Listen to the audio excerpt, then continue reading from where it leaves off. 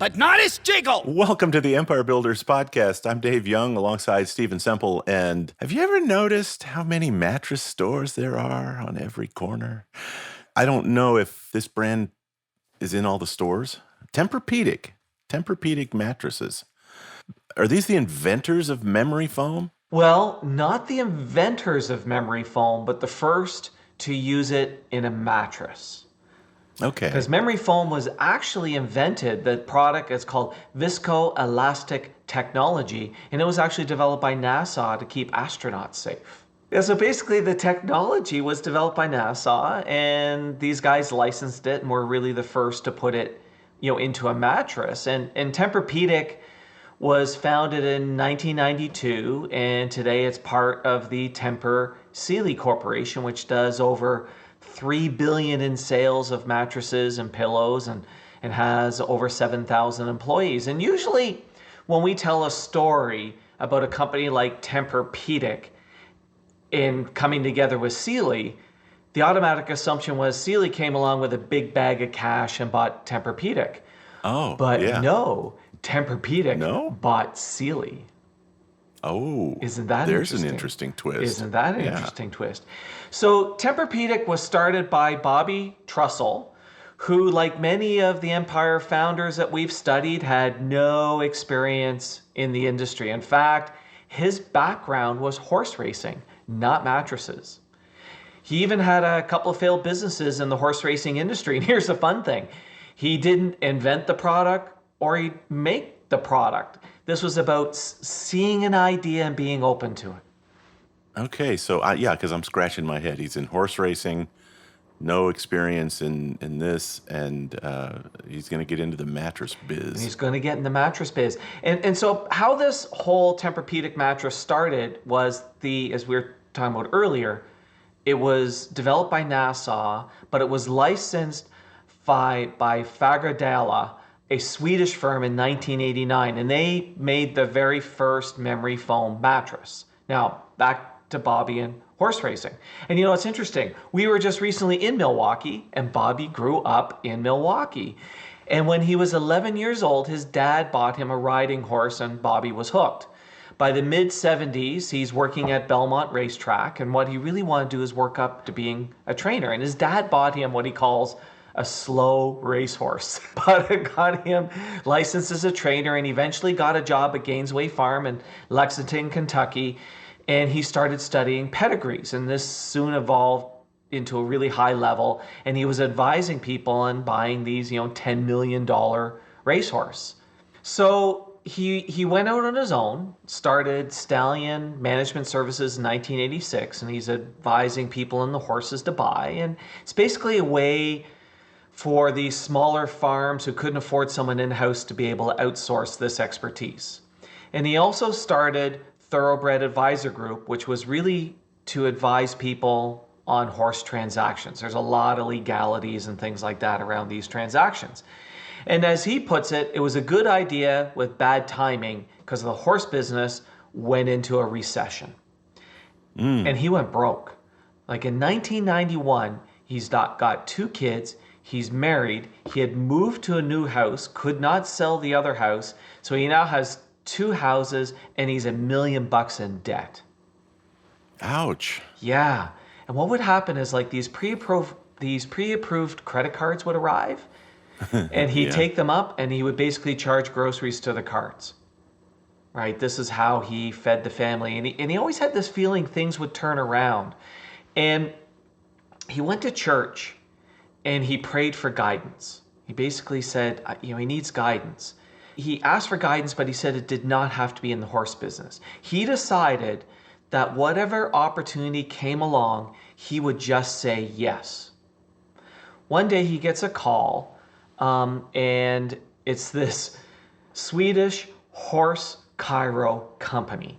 And they have this product. Yes, Swedish horse chiropractic company. Yeah, they're on every corner, as I said earlier. they're on every corner. And they have this air cleaner that cleans horse stalls. And so he decides to bring that product to the U.S. Seems like a great idea, except the U.S. has lower voltage than in Europe. And It's priced really too high. It absolutely doesn't work out. But he had said he was going to say yes to every opportunity that came along. So it's 1991. He has to go over to Paris because he still has some horses there. And when he's there, he's told, he meets a few people and they say, look, you got to come see us in Sweden when you're there. There's this mattress you need to see. So he's in yes mode.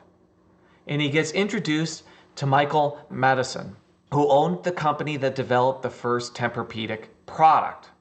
And the first one was a 3-inch overlay and very temperature sensitive. So it was this 3-inch overlay that you would put over your regular mattress.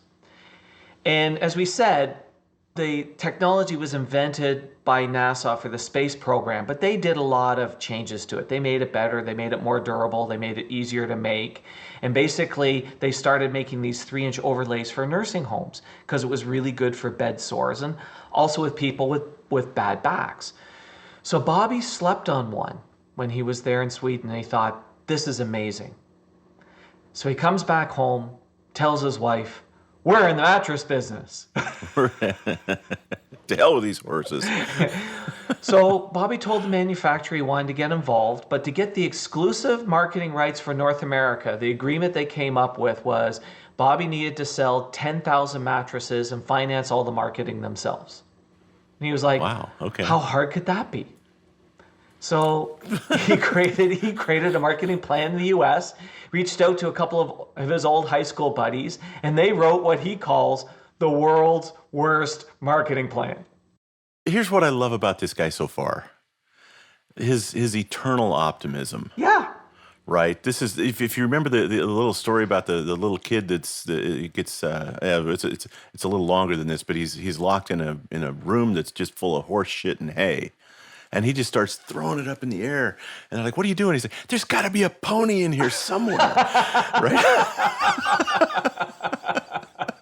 That's sort of this mindset, right? It's like, man, things are going to turn around. I just got to sell 10,000 mattresses. How hard could it be? That's all I got to do. How hard could it be? So he writes together this business plan. As I said, they called it the world's worst business plan because they're going to sell it in truck stops because this fits in the back of those cabs and semis, right? Actually, I really like that idea. Yeah, so this is the idea. And he figures he needs $500K for this. So as Bobby puts it, he approached people who had invested with him in the past and lost money on something he knew about to invest with him on something he knew nothing about. Here's the thing, Steven.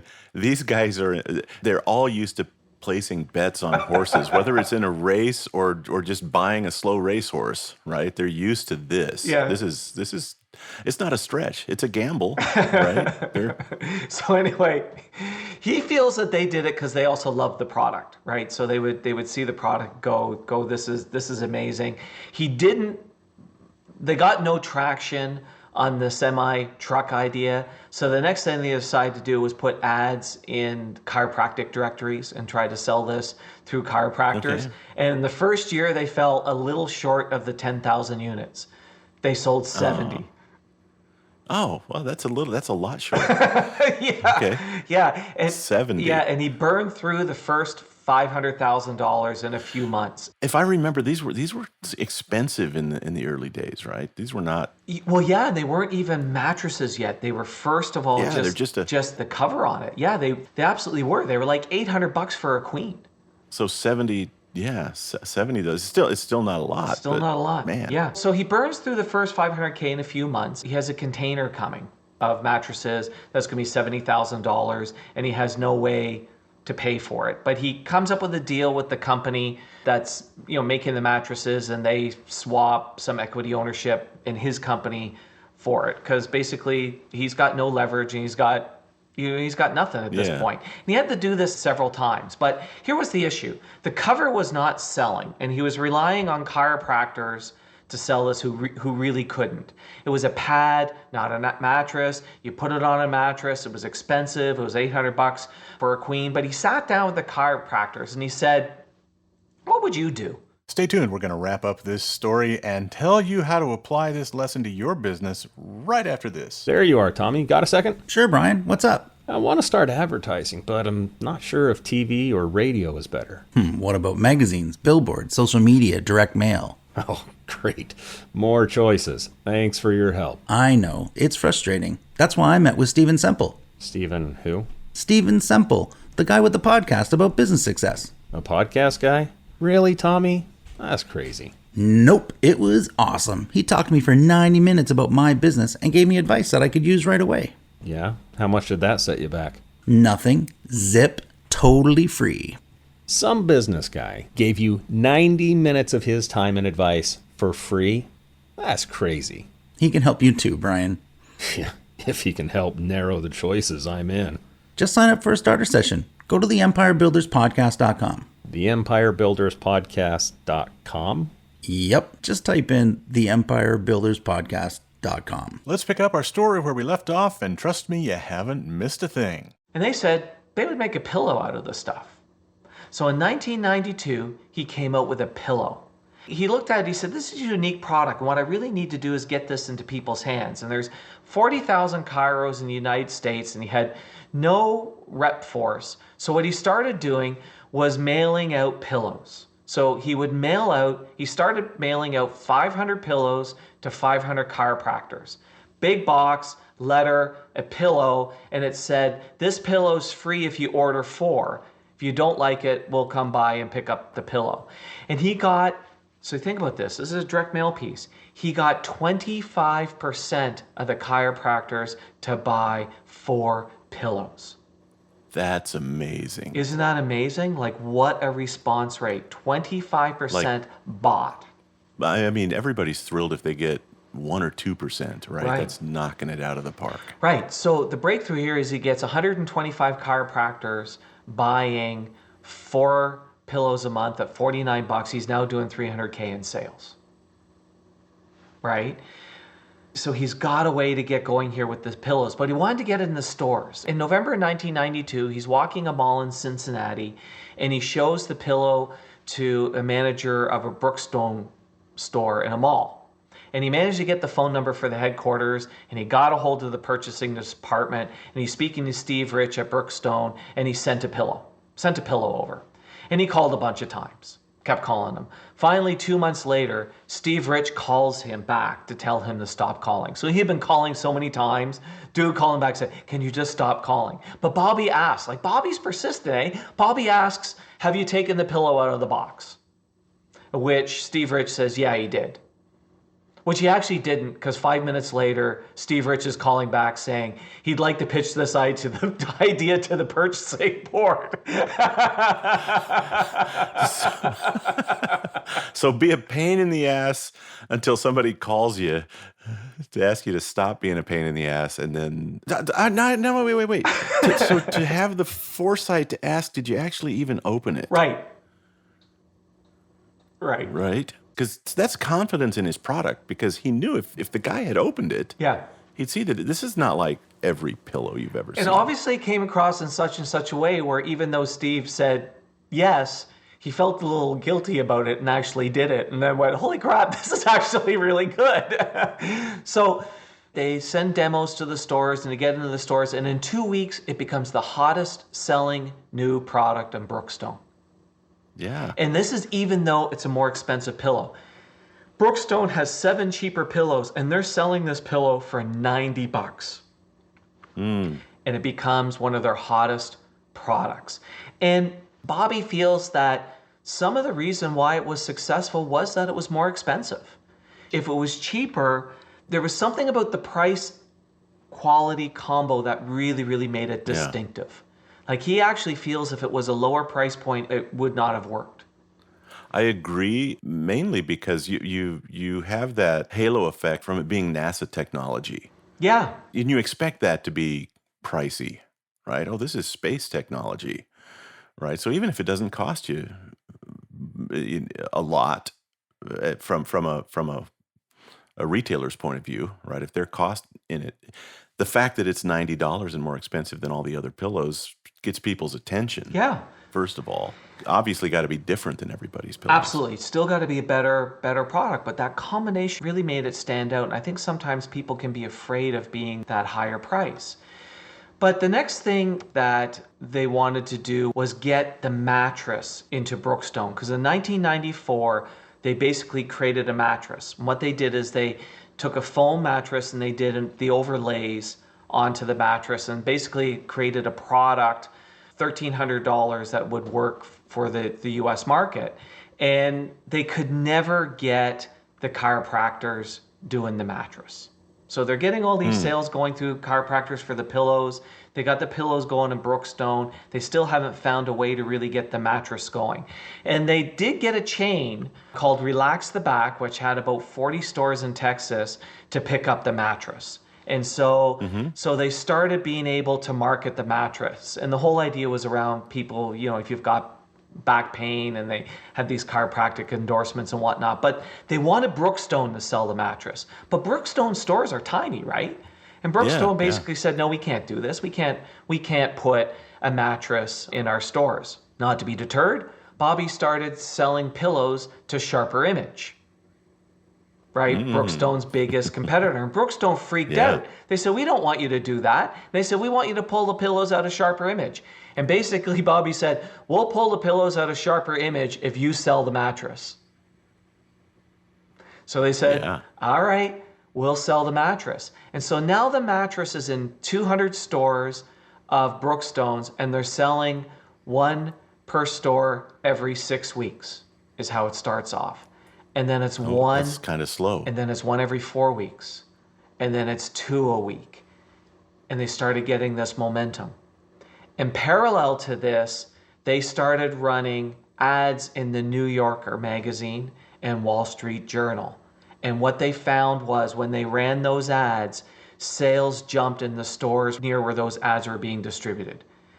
And now they felt we could be anywhere because these ads drove the store sales. And, you know, at the time, the market was dominated by Sealy's and Simmons and Spring Air, all these inner spring mattresses, and they all were sold on price and terms.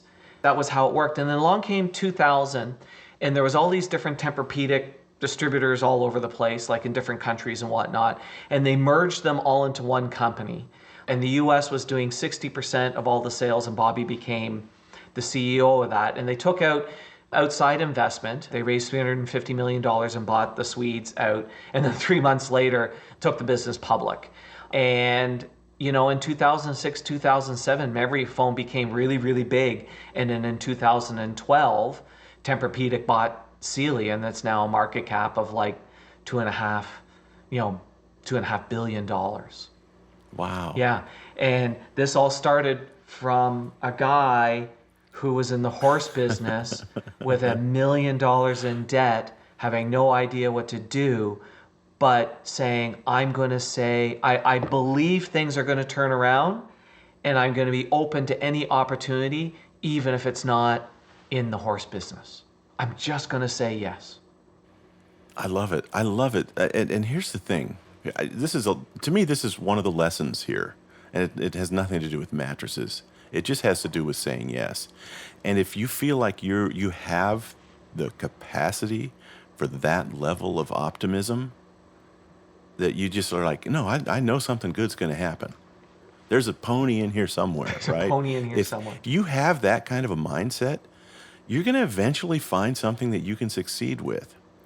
And if you don't have, if that mindset makes you a little twitchy, and you go, oh, I could never do that. That's too much risk. You're probably better off working for a salary somewhere. No question. Now, there's two other things that he did in addition to this saying yes, because saying yes got him out the gate. But there's two other things that he did that I think is really important. And one is when it wasn't working, when the mattress idea wasn't working, he listened to his market. He went out and talked to the chiropractors, and they said, do a pillow. And he didn't go, well, we're in the mattress business. He did a pillow. Chiropractors don't have room to display a mattress either. Right. He remained persistent with the pillow, because even though the pillow was selling through chiropractors, he still wanted to get it in the stores, and he stayed persistent with Brookstone. Mm-hmm. But he never gave up on the mattress. He still cycled back to the mattress. And the other lesson that he learned was he didn't become completely reliant on the stores. And a lot of times people think, oh, I've got in the stores, I don't have to do anything. He figured out that if you ran these ads, it pushed traffic to the stores and increased the momentum at the stores. So he really kept at this, I think there was probably, I'm just guessing here, but if you're running those ads in those markets, in New York City, even if they don't go to their local Brookstone store, right? Maybe that's a bit, they know in the back of their mind, well, I got a trip coming up. Right. And I know there's a store in the airport. Yes. I'll see one of these mattresses, when I'm flying out to LA 6 weeks from now. Right. Right. And so you have that in the back of your mind, and you've always got a little free time at an airport if you're like me. Yes. Right. I don't get limoed straight up to the ramp like you do. But so it's always kind of interesting to have a little plan when you're in the airport and go, well, I know where the Brookstone store is. Yeah. And the ads drove that traffic, which all of a sudden meant once he figured that out, he controlled his destiny because he could run ads everywhere. So many people have trouble sleeping that it's like, I'll roll the dice on a different kind of mattress. Yep. Right? What else isn't working? I might as well try something else that maybe it'll work, maybe it won't. But if it does, you're super happy. Yeah. They started with this crazy little idea, where he was just, saying yes and being positive, being optimistic, being persistent, listening to his market, not relying on the stores, learning how to get control of his destiny with the advertising. And the next thing you know, what you actually had was this interesting story where we're normally reading about Sealy buying Tempur-Pedic, and oh no, Tempur-Pedic buying Sealy. David bought Goliath. David bought Goliath. Yeah. That's a cool story. I'm glad you shared that with us. I think it's cool to find somebody that's willing to just say yes and keep at it. Yeah. And Tempur-Pedic's everywhere now. They are. Right, it's they are everywhere. A big deal. You'll find that brand name somewhere in Walmart, everywhere. And there's so many memory foam mattresses now too. They really created that. They really created that industry. They created the whole category. Yeah, amazing. Thank you for sharing that one. All right, thanks, David. Glad you enjoyed it. Thanks for listening to the podcast. Please share us, subscribe on your favorite podcast app, and leave us a big, fat, juicy 5-star rating and review. And if you have any questions about this or any other podcast episode, email to questions@theempirebuilderspodcast.com.